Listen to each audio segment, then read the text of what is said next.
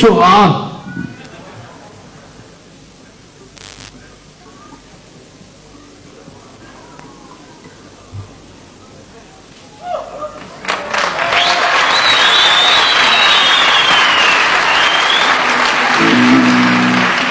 Çetin topla.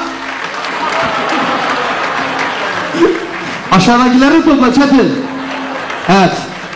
Bunu atan doğanlarımıza, kardeşlerimize, bacılarımıza çok teşekkür ediyoruz. Çok teşekkür ediyoruz.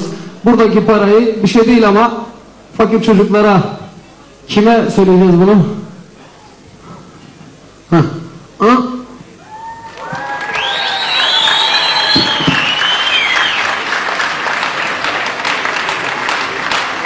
Evet.